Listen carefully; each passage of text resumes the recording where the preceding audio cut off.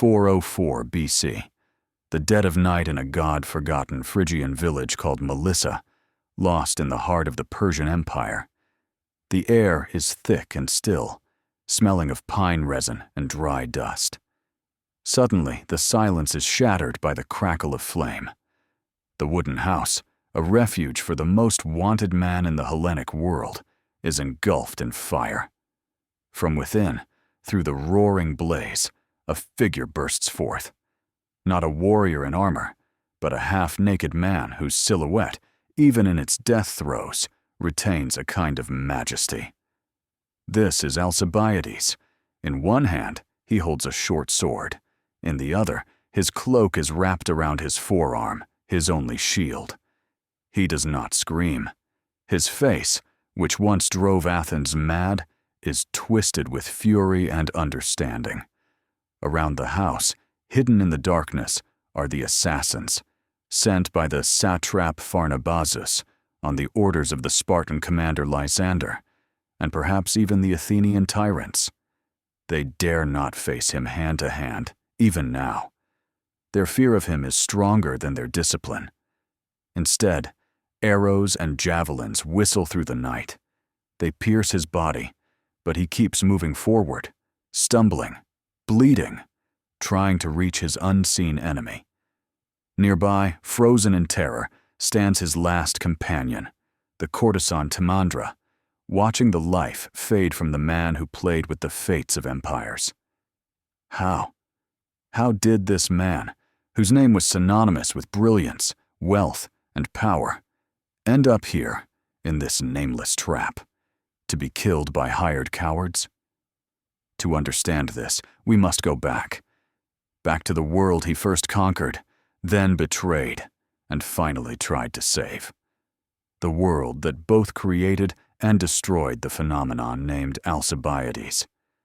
This brutal end is not just the death of a man, it is the symbol of an era's end, and in it, as in a mirror, reflects the central paradox of his life. Why could the world he so often betrayed not live without him? To understand the source of this paradox, one must see the chessboard on which Alcibiades was about to play his great game. The second half of the 5th century BC.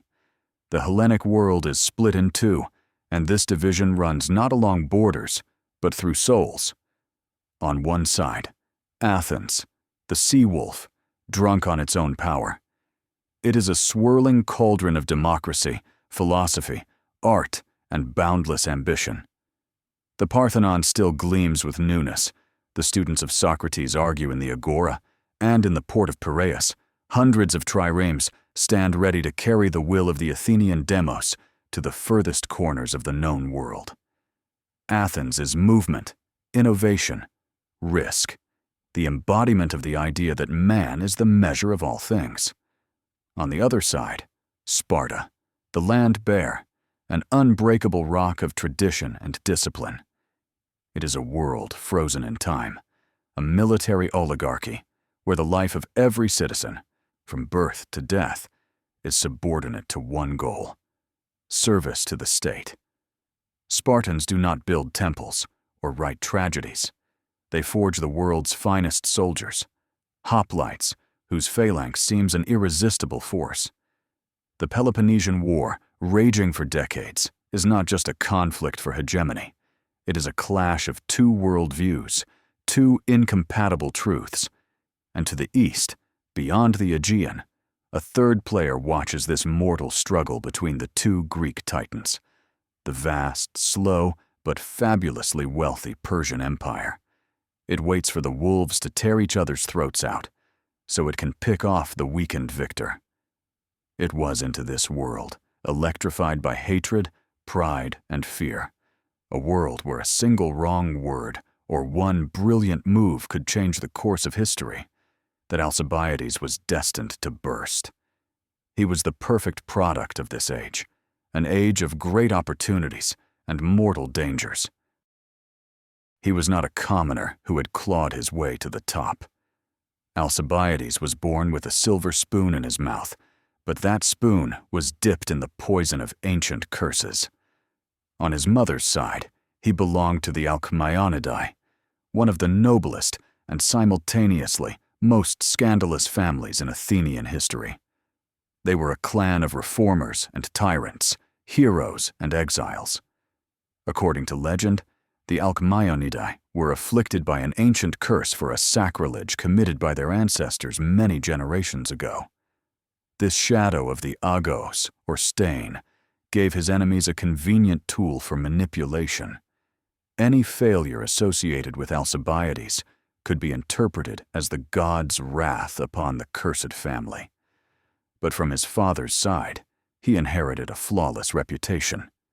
His father, Cleinias, died a hero at the Battle of Coronea. After his father's death, his guardian was none other than Pericles, the greatest general and leader of Athenian democracy in its golden age, the husband of his cousin. Alcibiades grew up in the house of the first man of Athens, absorbing the atmosphere of high politics, strategy, and imperial thinking from childhood. He saw how a state was run, how speeches were delivered that ignited thousands of hearts, how decisions were made that sent fleets across the sea. This environment formed in him not just confidence, but an absolute conviction of his own right to power. He was an aristocrat to the core in the heart of a democratic polis, and therein lay his fundamental contradiction. He loved Athens, but he despised the crowd. He admired the power of the demos, but he considered himself above its laws. This legacy, a mixture of divine right, political genius, and a family curse, created a man who was simultaneously Athens' greatest asset and its most terrifying threat. In this boiling pot of Athenian intellectual life, the young Alcibiades was noticed by the most unusual man of his time, the philosopher Socrates. Their relationship became one of the most famous and debated connections in antiquity. Socrates, ugly, barefoot, walking the streets asking uncomfortable questions, saw in this brilliant, spoiled, and incredibly handsome youth something more than just aristocratic arrogance. He recognized a soul of unseen scale, a soul with colossal potential for both the greatest good and for monstrous evil. The philosopher believed that if this unbridled energy, this titanic ambition, could be channeled toward virtue and knowledge, Alcibiades could become the savior and greatest leader of Athens, surpassing even Pericles. Socrates, as reported by Plato and Xenophon, literally pursued Alcibiades, trying to become his moral mentor, his daemon, or conscience. He tried to tame his demons, pride, vanity, the thirst for pleasure, and direct him to the service of the polis. Alcibiades, in turn, was fascinated by Socrates. He was the only man before whom Alcibiades felt shame for his debauched life.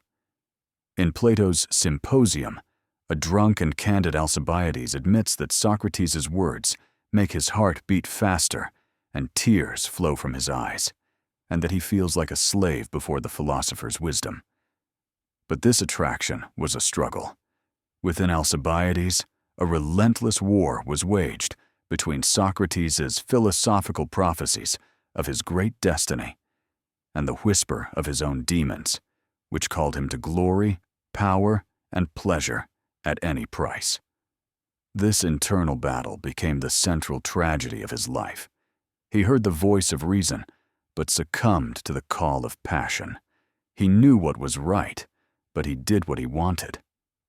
In the end, Socrates failed to tame him. The demons won, and the prophecy was fulfilled in its darkest form. The soul capable of elevating Athens was the one that pushed it to the brink of the abyss. Alcibiades' character was forged in a unique environment where his natural gifts were met with universal adoration. He was endowed with an almost divine beauty, which, according to ancient authors, was perfect at every age. But beyond his looks, he possessed incredible charisma, a razor-sharp mind, and a rare gift for eloquence. However, he didn't just use these gifts. He turned his life into a continuous performance, where he was both director and lead actor. His behavior was a chain of provocations, calculated to keep him constantly at the center of attention. He could spend a fortune breeding horses and enter 7 chariots in the Olympic Games, an unheard-of audacity, and take first, second, and fourth place, turning a sporting event into a demonstration of his own greatness. He bought an enormous dog for a fabulous sum and then cut off its tail, explaining that he did it, so that the Athenians would talk about this, and not something worse about me. He spoke with a lisp, and this speech defect became fashionable among the golden youth of Athens. Every one of his actions, from his choice of clothes to his love affairs, was a carefully calculated act of self-presentation. This forge of charisma ran on the fuel of a boundless ego. He was absolutely certain of his own exceptionalism and his right to break the rules set for ordinary mortals. In a famous story, when he was playing dice in the street and a wagon threatened to roll over his stakes, he didn't move, but lay down on the ground, shouting to the driver, "Drive on if you dare." This wasn't just a boyish stunt, it was a declaration.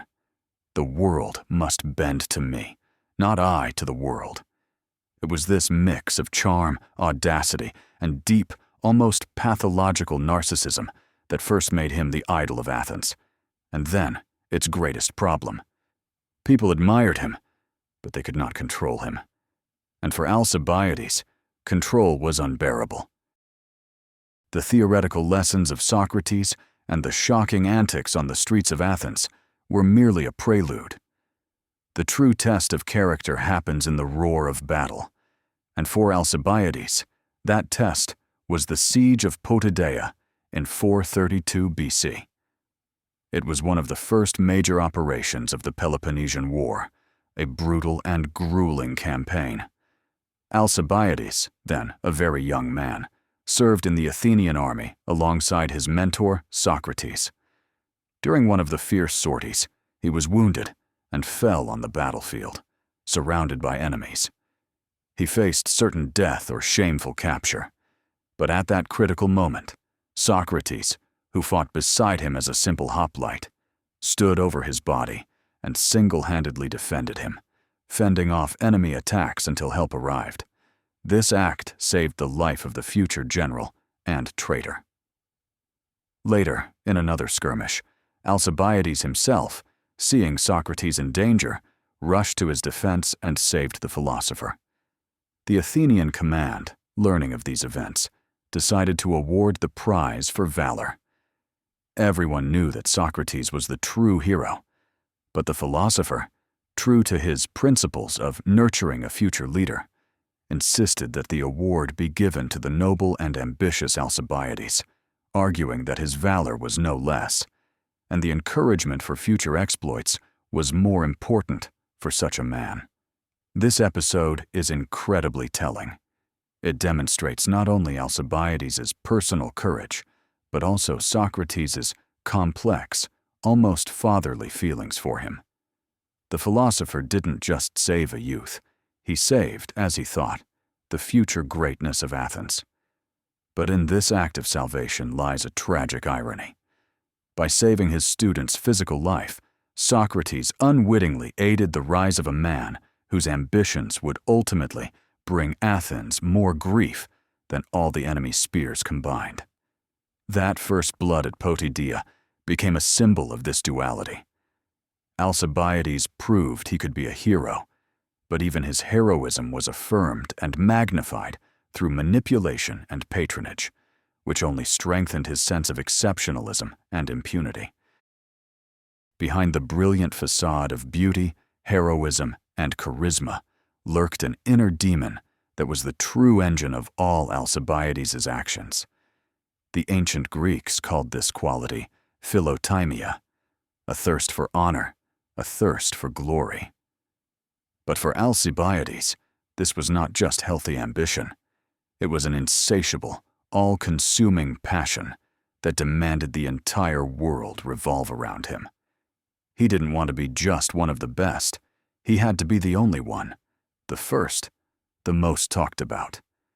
If Pericles led Athens through authority and wisdom, Alcibiades wanted to lead it by blinding it with his brilliance.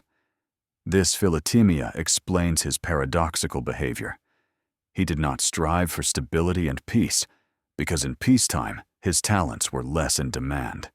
He needed war, chaos, crisis, because it was in these conditions that he could prove himself as a savior, a genius, an indispensable leader. A calm political life was boring to him. He needed a grand stage for a grand drama. The ancient historian Plutarch, analyzing his character, wrote that his ambition was boundless and extended to everything. He didn't just want to win the chariot races at the Olympics. He wanted to eclipse all other participants. He didn't just want to win a battle. He wanted the victory to be legendary and associated only with his name. This secret motivation was dangerous for a democracy, which is based on the idea of citizen equality and the rotation of leaders. Alcibiades, deep down, did not consider himself equal to others. He saw the Athenian people as a tool for achieving his personal glory. When the people applauded him, he loved them. But when those same people dared to judge or limit him, he was ready to betray them without hesitation. His loyalty belonged not to Athens, but to his own greatness. And it was this inner demon, this insatiable thirst for glory, that forced him to take the first fateful step that shattered the fragile peace and plunged Greece into a new cycle of bloody war. He was ready to burn the whole world just to warm himself in the glow of that fire. After 10 years of grueling war, in 421 BC, Athens and Sparta, exhausted and bled dry, concluded the so-called Peace of Nitias. It was a fragile compromise that promised Greece a long-awaited respite. Its chief architect on the Athenian side was Nicias, a respected, wealthy, and cautious politician, the complete opposite of Alcibiades. For Alcibiades, this peace was a catastrophe. In conditions of peace and stability, his brilliant but risky talents were not needed. Power belonged to men like Nicias, conservative and predictable. Alcibiades, whose Philotimia demanded a stage for exploits, found himself on the sidelines of political life. And he did everything to change that. He began to weave a complex web of intrigue aimed at sabotaging the peace treaty. He entered into secret negotiations with Argos, Sparta's longtime enemy, inciting it to create a new anti-Spartan coalition. When Spartan ambassadors arrived in Athens with full authority to resolve all disputed issues, Alcibiades committed an act of brilliant and cynical political fraud. He met with the ambassadors secretly before their official appearance in the assembly, and, feigning friendship with Sparta, convinced them not to mention their broad powers. He promised that he, Alcibiades, would support their demands, and then they would achieve everything. The next day in the assembly, he thunderously asked the ambassadors what powers they had come with. Misled, they replied that they had no authority to make final decisions. In that same instant, Alcibiades turned on them with a furious speech, accusing Sparta of duplicity and treachery. The people were enraged. The Spartans' reputation was destroyed, and with it, the hope for a lasting peace. Alcibiades, just yesterday, a political outsider, instantly became the leader of the war party and the most influential man in Athens. He shattered the peace not because it was good for the state, but because it was good for him personally. This episode demonstrated his chief talent in full, the ability to manipulate people and events for his own glory, regardless of the consequences. The war resumed with new fury, and its flames were fanned by one man. Having destroyed the peace, Alcibiades needed a new, even grander enterprise to satisfy his ambitions, and he found it: the Sicilian Expedition. In 415 BC, envoys from the Sicilian city of Egesta arrived in Athens, asking for help in their war against their neighbors, Selinus and Syracuse, who were allies of Sparta. For most Athenians, this was a distant, local conflict. But for Alcibiades, it was a chance. He inflated this minor request into the idea of a massive campaign of conquest. In his speeches to the assembly, Sicily was presented as a fabulously wealthy island, the capture of which would make Athens invincible. He painted pictures of conquering not only Sicily, but also Carthage and all of Italy, creating an image of a boundless Western empire. His eloquence and charisma intoxicated the Athenians. They were blinded by the dream of easy victory and untold riches. The cautious Nicias tried to object, pointing out the enormous risk that Athens could not afford to fight a war on two fronts, in Greece and in distant Sicily. To dissuade his fellow citizens, he resorted to a trick and demanded unrealistically large forces for the expedition, 100 triremes and 5,000 hoplites, hoping the people would be scared off by such an expense. But the effect was the opposite. The Athenians, incited by Alcibiades, enthusiastically voted to allocate even more resources, turning the expedition into the largest and most expensive enterprise in the city's history. This was the quintessence of Alcibiades' personality, his ability to turn a reckless adventure into a national dream. He convinced the most enlightened city in the world to invest all its resources in an enterprise based not on strategic calculation, but on his personal thirst for glory. The fleet that sailed for Sicily was magnificent. The entire city gathered in Piraeus to see it off. This was Alcibiades' moment of triumph.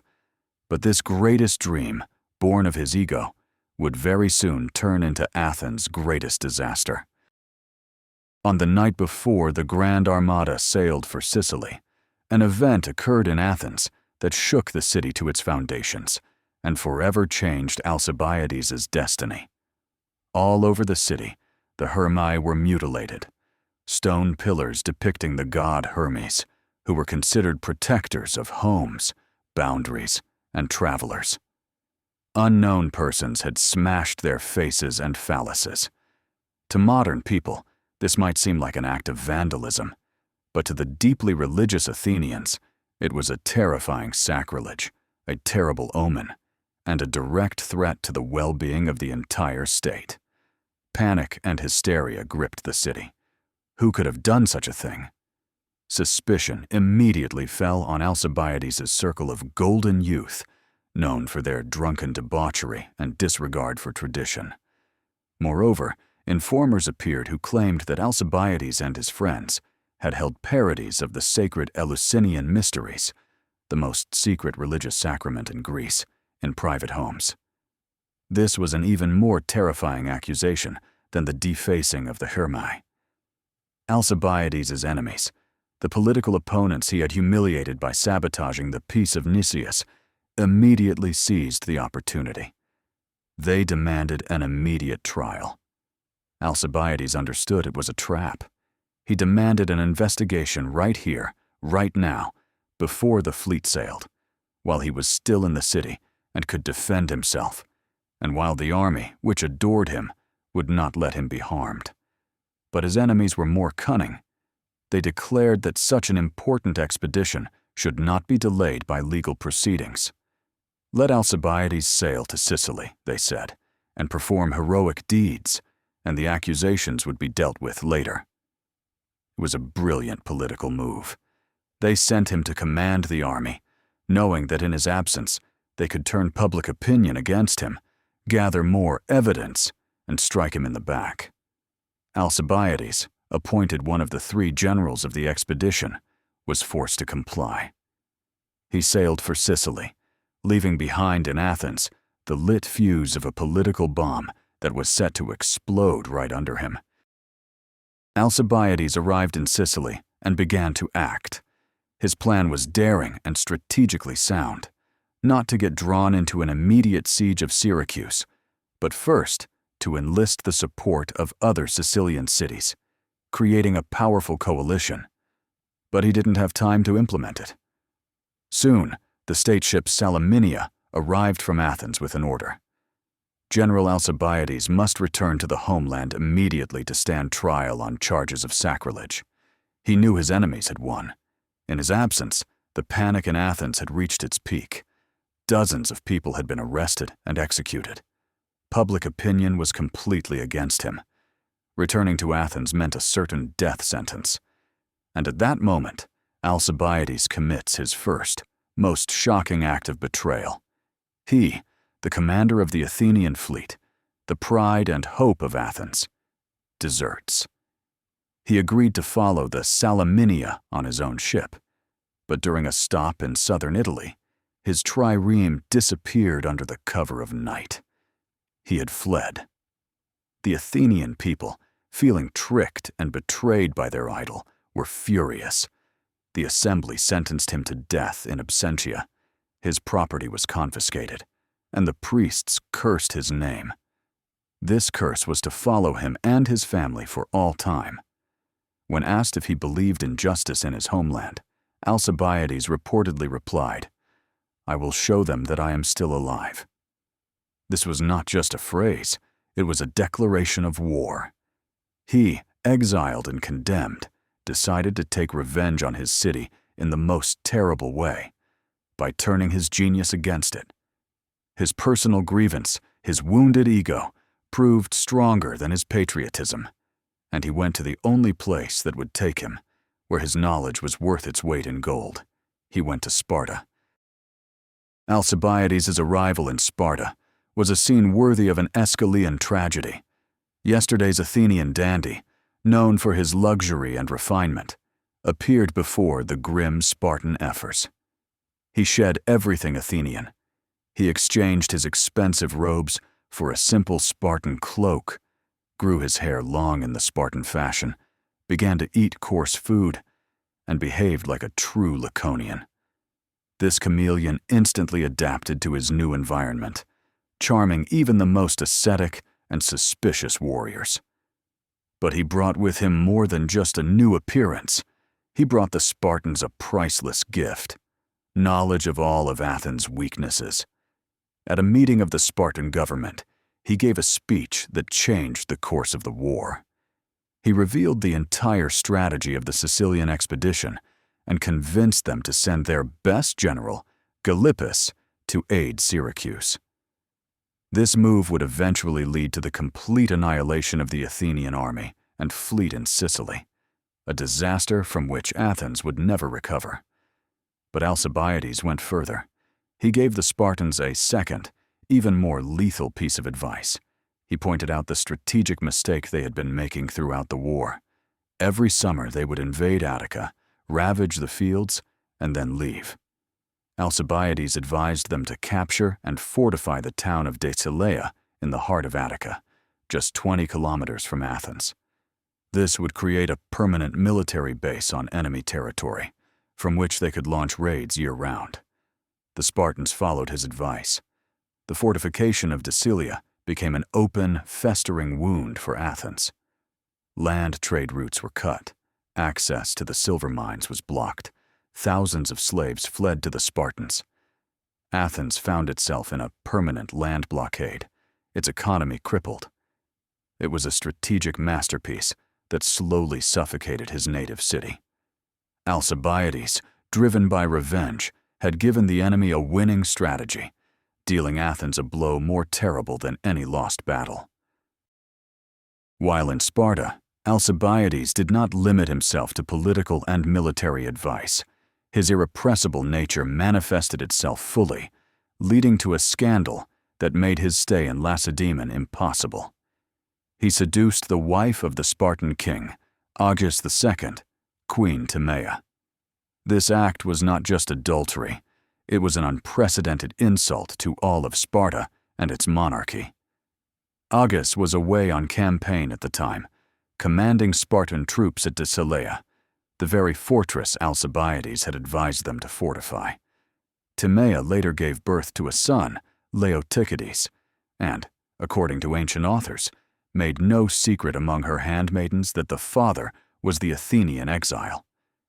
Alcibiades himself, in his usual fashion, boasted about it, claiming he wanted his descendants to rule Sparta. for Spartan society, obsessed with blood purity and legitimate succession, this was a blow to the heart. King Agis, returning from his campaign and learning of the betrayal, swore revenge. Alcibiades had now made a mortal enemy of the most powerful man in Sparta. His position became precarious. Despite all his services, the Spartans increasingly saw him as a dangerous, unpredictable, and morally corrupt outsider. They used his mind, but despised his essence. When the Spartans sent a fleet to Ionia to stir up rebellion against Athens, Alcibiades went with them. But he soon learned that a secret order had come from Sparta to the fleet's commander: kill Alcibiades. The reason was clear: the vengeance of King Agis and a general distrust of the Athenian. Alcibiades was once again in mortal danger, and once again he fled.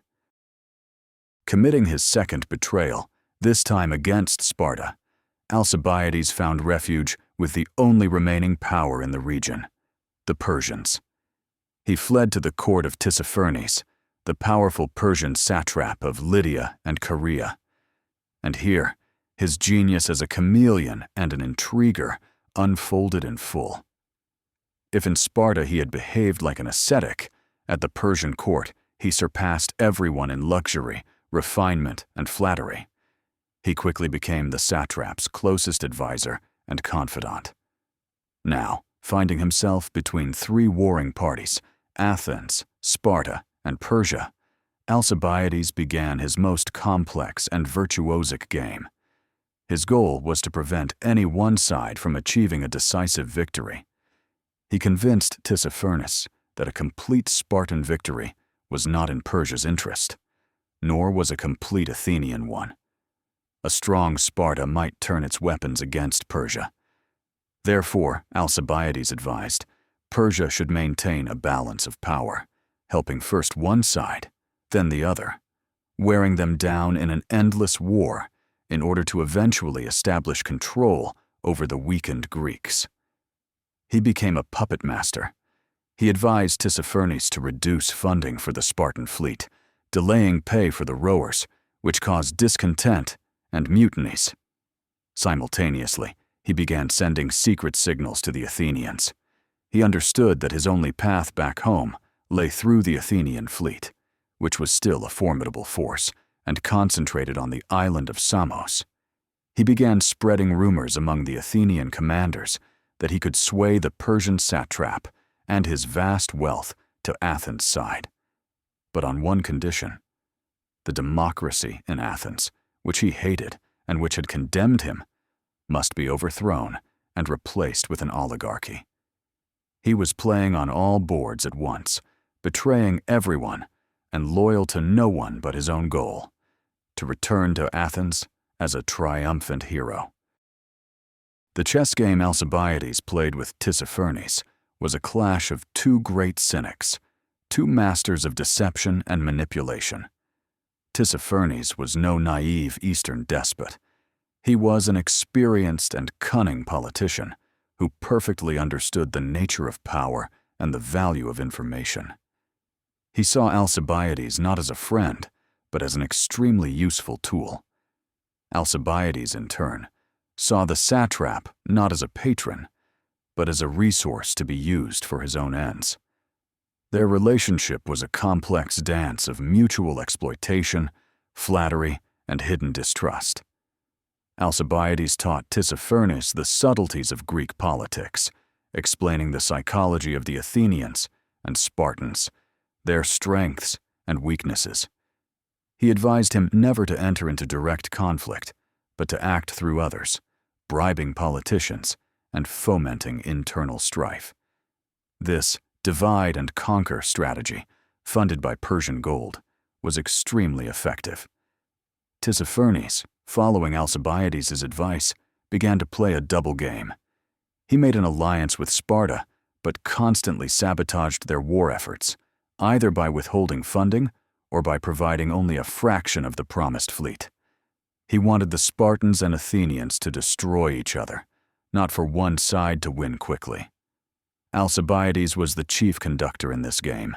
He met with Spartan admirals, promising them Persian aid, and then convinced Tissaphernes not to provide it in full. At the same time, through his agents, he informed the Athenians on Samos that he was holding the Persians in check and preventing them from crushing Athens. He was building a reputation as a gray eminence, the only man who could control Persian policy. This complex and risky game was extremely dangerous.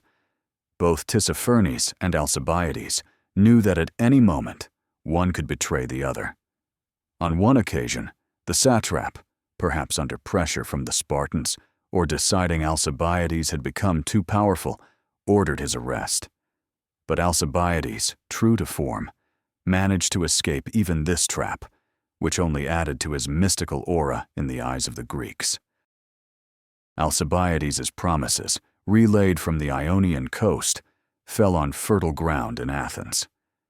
The city, exhausted by war, the blockade of Deceleia, and the disaster in Sicily, was in deep crisis. The democracy, blamed for the reckless Sicilian Expedition and the exile of its most talented general, was losing popularity. Aristocratic and oligarchic circles saw this as their chance for a comeback. The idea that Alcibiades could bring Persian gold in exchange for a change in the political system became their banner. In 411 BC, an oligarchic coup took place in Athens. Democratic institutions were dissolved, and power was seized by the Council of 400. The coup was bloody and brutal, accompanied by political assassinations and repression. The oligarchs were convinced that Alcibiades would now fulfill his promise and return, bringing the Persian fleet and money with him. But they had miscalculated. Alcibiades, who had initiated these events, now watched from the sidelines. He had no intention of tying his fate to an unpopular regime of usurpers in a besieged city. His true goal lay elsewhere. The main power of Athens was no longer the city, but the fleet based on Samos. The sailors and soldiers of the fleet were, for the most part, supporters of democracy. When news of the coup in Athens reached Samos, the fleet rebelled. The warriors refused to obey the oligarchic government, elected their own generals, and, in effect, created a democratic Athens in exile. And it was at this moment, as the Athenian state split in two and teetered on the brink of civil war, that all eyes turned to one man. To the exile, the traitor, the man sentenced to death in absentia. The shadow Alcibiades cast from across the sea had been long enough to topple a democracy, but now he faced a choice of which side to take in this new reality he himself had created. The fleet at Samos was in a desperate situation. Cut off from their city, which was now ruled by their political enemies, surrounded by superior Spartan forces financed by the Persians, the Athenian warriors knew their cause was almost lost.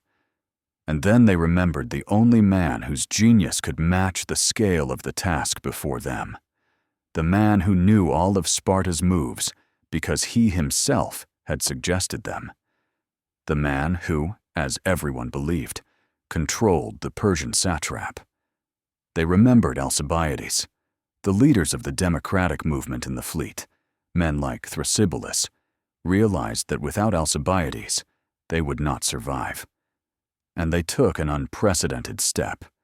They summoned to an assembly of the army and navy the man who had betrayed Athens, who had brought them to the brink of disaster, and offered to make him their leader. This was one of the most dramatic moments of the entire war. Alcibiades, the exile and traitor, stood before thousands of Athenian warriors who, until recently, had considered him their mortal enemy. He gave a speech in which, as always, he exaggerated his influence over the Persians, complained of the injustice with which he had been treated, and promised them salvation. And the army believed him. They were ready to forgive everything: the desertion, the advice to Sparta, the fortification of Deceleia. Why?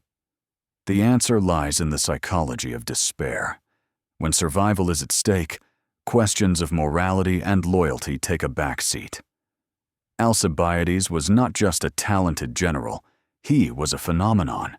He possessed an aura of genius, an almost supernatural ability to find a way out of hopeless situations. To the exhausted and demoralized warriors, he was not a traitor, but a messiah, the only hope for a miracle. The fleet at Samos unanimously elected Alcibiades as their general and placed their fate in his hands. Thus, the first stage of his paradoxical return was complete. Those he had betrayed were begging him to come back, because they understood that his genius, which had been so dangerous to them, was now the only weapon that could save them. Having received command of the fleet, Alcibiades immediately demonstrated why he was so valued. He did not give in to the furious calls to sail on Athens immediately and overthrow the oligarchs, which would have inevitably led to civil war and left the Ionian coast defenseless against the Spartans. He showed strategic wisdom, declaring that the main task was the fight against the foreign enemy. And he began to act. He went again to Tissaphernes, and now, as an official representative of the Athenian fleet, negotiated with him, continuing his double game and preventing the Persians from decisively siding with Sparta. But his true genius was revealed at sea. In 411 BC, at Abydos in the Hellespont, the Athenian fleet under his command, though outnumbered, dealt a crushing defeat to the Spartans. Alcibiades personally led the attack, bringing in fresh ships at the right moment and putting the enemy to flight. This victory was like a breath of fresh air for the exhausted Athenians. But this was only the beginning. The following year, 410, came the Battle of Cyzicus, which became his greatest tactical masterpiece. He devised an ingenious plan. He lured the entire Spartan fleet under Mindarus into the open sea, pretending to retreat with a small squadron. When the Spartans gave chase, the main forces of the Athenian fleet, which had been hidden, fell upon them from two sides. Simultaneously, an Athenian landing force under the personal command of Alcibiades disembarked and attacked the enemy's camp. The rout was complete. The entire Spartan fleet was destroyed or captured. The Spartan admiral, Mindarus, fell in battle. A famously laconic dispatch was sent to Sparta. Ships lost. Mindarus is dead. The men are starving. We know not what to do. These victories had a colossal effect. They not only restored Athenian control over the strategically vital straits through which grain came to the city, they washed away the shame of Alcibiades' betrayal with enemy blood. The man who had brought Athens to its knees was now lifting it up. He was proving through action that his return was not just a political compromise, but a vital necessity. The traitor was transforming into a savior before the eyes of the entire Hellenic world. After a series of brilliant victories in the Hellespont, Alcibiades' path to Athens was open. In 407 BC, after nearly 8 years of exile, he returned. This return was staged as the triumph of a Roman emperor. He didn't just sail into Piraeus. He entered the harbor at the head of a fleet of 200 triremes, adorned with trophies and the shields of vanquished foes. The entire city, from the youngest to the oldest, poured out onto the shore to greet their savior. People wept, laughed, reached out their hands to him. They looked upon him not as a traitor sentenced to death, but as a divinity descended from Olympus. The fear he had felt, worrying about retribution, vanished instantly. The crowd carried him in their arms all the way to the city. In the assembly, he was given a triumphal rehabilitation. All charges were dropped. The death sentence was annulled. His confiscated property was returned. The priests who had once cursed his name were now forced to perform a ceremony of purification and lift the curse. The peak of his glory was his appointment to the post of Strategos Autocrator, commander-in-chief of all land and sea forces with unlimited powers. No one had held such power since Pericles. To finally cement his triumph and prove his piety, Alcibiades performed a symbolic act. The sacred road from Athens to Eleusis, where the mysteries were held, had been blocked for years by the Spartans at Betrayal, and the sacred procession had to be sent by sea. Alcibiades, at the head of an army, escorted the procession by land, demonstrating to all of Greece that Athenian power was restored. This was his finest hour. He stood at the pinnacle of the world, forgiven, adored, all-powerful. He had achieved what he had craved his entire life, the absolute recognition of his greatness. But it was in this very moment of triumph, in the blinding glare of his golden chariot, that the seeds of his future fall were already hidden. Having received absolute power, Alcibiades became a hostage to the enormous expectations he himself had created. The Athenians saw him not just as a general, but as a miracle worker, whose mere presence should guarantee victory. They had handed him complete authority, but with it, complete responsibility for the war's outcome. Any setback, any miscalculation, now fell personally on him. This was the classic moment of hubris, the arrogance that, according to the Greeks, inevitably invites the wrath of the gods. Alcibiades, drunk on his own triumph, perhaps even believed in his own infallibility.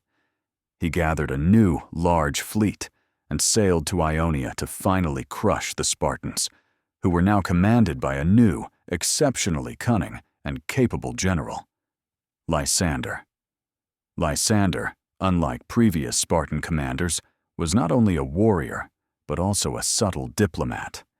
He had managed to forge an excellent relationship with the Persian prince, Cyrus the Younger, and had secured uninterrupted, generous funding for the Spartan fleet. The forces were roughly equal, and Alcibiades knew there would be no quick and easy victory. He besieged one of the hostile cities, but the siege dragged on, and he needed to leave to raise funds for the army's pay. In leaving the fleet, he made a fatal mistake. He gave his helmsman and friend, Antiochus, the strictest order. Under no circumstances was he to engage Lysander before his return. This order was dictated by common sense, but it failed to account for one thing: human vanity, a trait he himself knew so well. At the very moment Alcibiades reached the peak of his power, two relentless forces began to work against him: the envy of the gods, as the ancients would say, and the intrigues of mortals. In Athens, despite the universal adulation, he still had many enemies. The old oligarchs he had deceived, and the radical democrats who distrusted the aristocratic autocrat, were just waiting for a pretext to strike. They spread rumors that his triumph was merely a prelude to establishing a tyranny, that he was using the war to consolidate his personal power. His luxurious lifestyle, his entourage, his bearing, like a monarch, all of it aroused suspicion and irritation in the democratic city. His every misstep was examined under a microscope. Meanwhile, in the theater of war, the situation had changed. The Spartan Lysander was the complete opposite of Alcibiades, outwardly modest, unassuming, but utterly ruthless and incredibly effective. He was that rare Spartan who understood the importance of money and diplomacy as much as the discipline of the phalanx. He did not fall for provocations and did not seek glory in a single decisive battle. His tactic was one of attrition, patience, and exploiting the enemy's mistakes.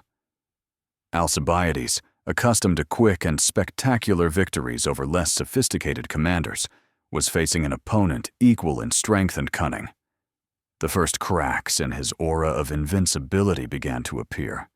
The campaigns were not going as smoothly as expected. Money was hard to come by. Allies hesitated. The harbingers of a storm were gathering over his head, and all that was missing was a single spark to ignite the catastrophe. The fatal miscalculation occurred at Notium in 406 BC.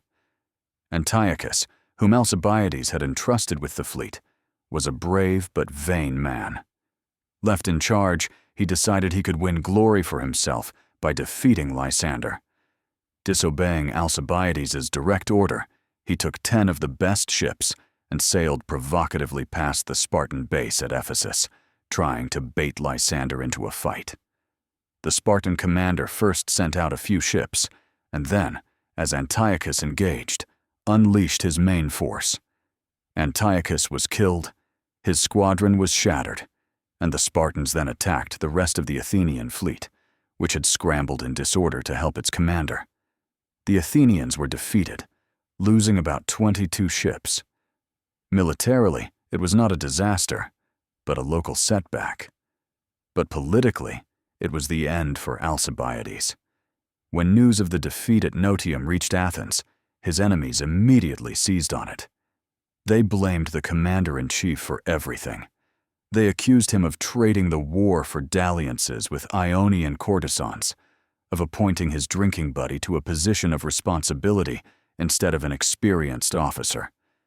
The people, whose love is as fickle as the sea breeze, instantly forgot the victories at Cyzicus and Abydos. Yesterday's savior and idol once again became an object of hatred and suspicion. The assembly did not even bother with a formal trial. They simply did not re-elect him as general for the next year, appointing 10 new commanders in his place. For Alcibiades, this was a clear signal. He understood that the Athenian mob, disappointed in its idol, demanded a scapegoat. To return to Athens was mortally dangerous, and he, the great general, the victor, the triumphant hero, was once again forced into exile, this time his last. Leaving the fleet, Alcibiades went neither to Persia nor to Sparta. He had only enemies there now. He withdrew to his personal estates in the Thracian Chersonese, on the shores of the Hellespont, where he had his own fortress and a band of mercenaries. He became a kind of independent warlord, living by plundering the surrounding Thracian tribes. But even from there, he continued to watch the course of the war, which was nearing its tragic finale.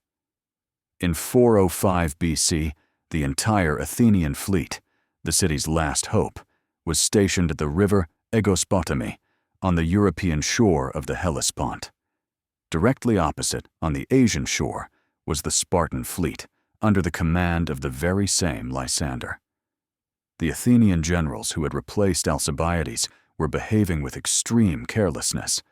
Their base was in an inconvenient spot, far from supplies, and discipline in the ranks was low. Alcibiades, whose fortress was nearby, rode to the Athenian camp. He approached the generals and pointed out their fatal errors.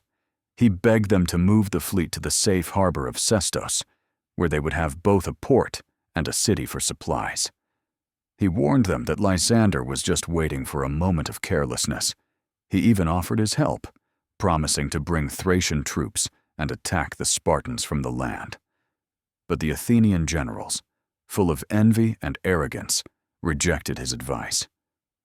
"We are in command now, not you," they replied, and shamefully drove him from the camp. This was the last and perhaps most tragic act in his relationship with Athens.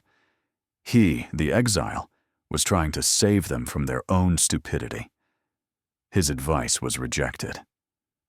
A few days later, Lysander, having waited for the right moment when the Athenian crews had scattered along the shore in search of provisions, launched a surprise attack. The Athenian fleet was destroyed almost without a fight. Nearly all the ships were captured, and thousands of Athenians were executed. This was the end. The path to Athens was open, and the city, deprived of its fleet, was soon forced to capitulate, ending the 30-year Peloponnesian War. The irony of fate was cruel. The city that had rejected its brilliant savior perished by rejecting his last, life-saving advice. After Sparta's final victory and the fall of Athens, Alcibiades' situation became desperate. Power in Athens was seized by the 30 tyrants, a brutal pro-Spartan regime that saw him as a threat. The Spartans, now masters of Greece, had not forgotten his betrayal and feared his unpredictability. Lysander believed that as long as Alcibiades was alive, there would be no peace in Greece. His only refuge was Persia.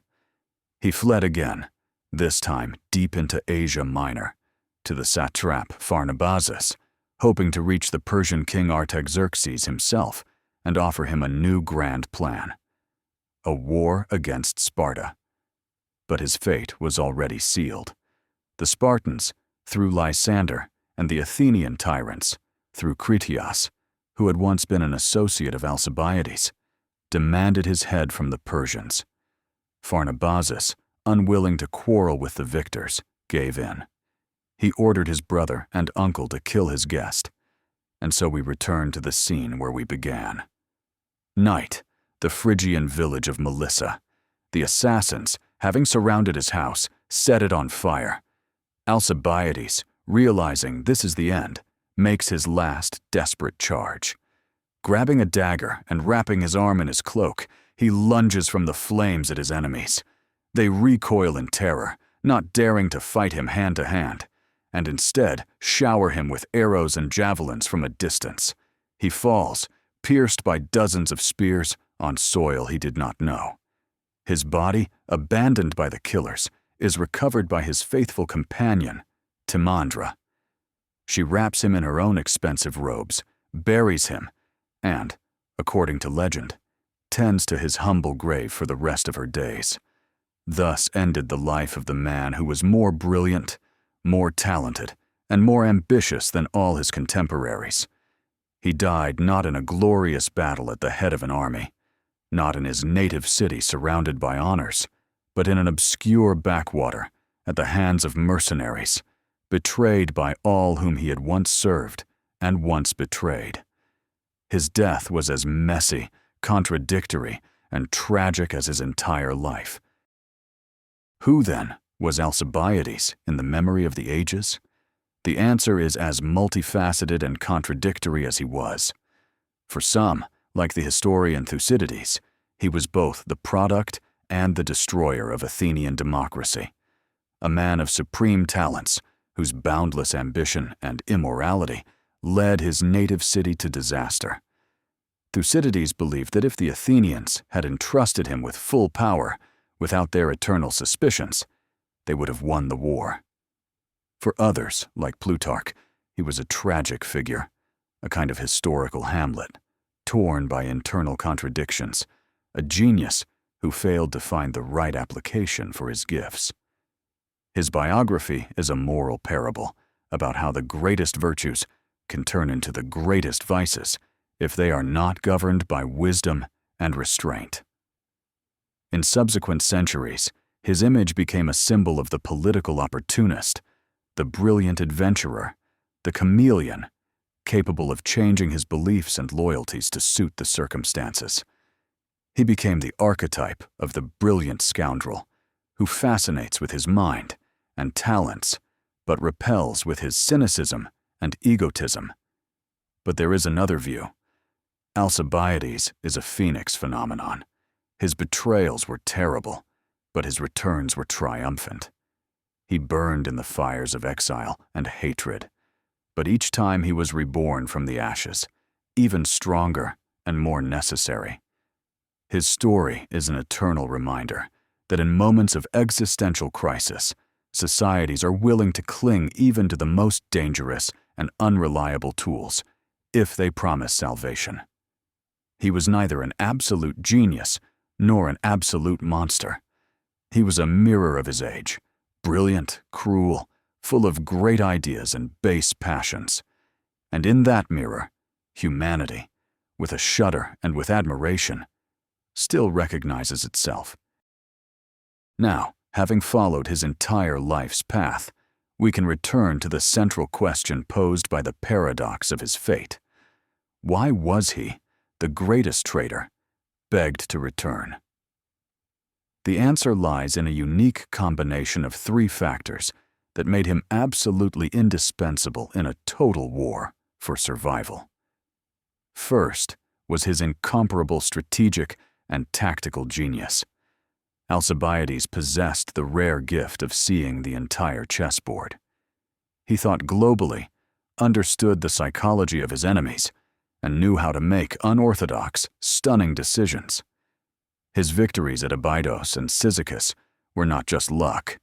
They were tactical masterpieces that saved Athens from certain defeat. Second was his unique charisma and diplomatic skill. He was the only Greek who could speak on equal terms with Spartan kings, Persian satraps, and Thracian chieftains, charming, persuading, and manipulating them. In a world where alliances and resources decided everything, his negotiating skill was a weapon no less valuable than a fleet of 100 triremes. Third, and most important, he possessed priceless knowledge. By betraying Athens, he had studied Sparta from within. By betraying Sparta, he had studied Persia from within. He knew all their plans, all their weaknesses, all their secrets. When the Athenians begged him to return, they were not just getting a general back. They were reclaiming the most perfect weapon, a man who was the living embodiment of all intelligence on their enemies. At the critical moment of the Peloponnesian War, the Athenians faced a brutal choice: to die, remaining true to their principles and punishing the traitor, or to survive by forgiving him and using his genius. And they chose survival. They understood that the predictable loyalty of an incompetent general leads to defeat, while the unpredictable genius of a traitor offers a chance at victory. He was begged to return because, at that moment in history, his value as an expert in survival and warfare outweighed his guilt as a traitor. They needed his vices, his cunning, his immorality, his ability to play without rules, no less than they needed his talents.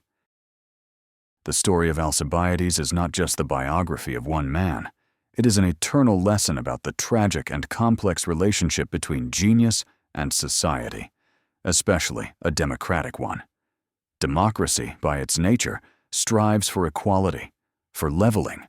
It is suspicious of those who stand out too much, who place themselves above the collective. Genius, by its nature, is elitist. It is unique, often egocentric, and impatient with the limitations that mediocrity imposes on it. Alcibiades was precisely such a genius, too bright, too big, too uncontrollable for Athenian democracy. Athens could not hold him because his ambitions exceeded the rules by which the polis lived. He demanded an exceptional status for himself, which democracy could not grant him without ceasing to be itself. But they also could not survive without him in their moment of mortal danger. When the system was on the verge of collapse, it was forced to summon the very exceptional man it had previously exiled.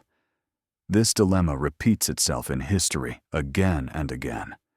What should a society do with a person whose talents are vital to its survival, but whose personality and ambitions threaten its very foundations? How to use the power of genius without becoming its slave? The tragedy of Alcibiades and Athens is that they never found an answer to this question. He could not subordinate his genius to the service of the polis, and the polis could not find a way to integrate his genius without destroying itself. In the end, they destroyed each other.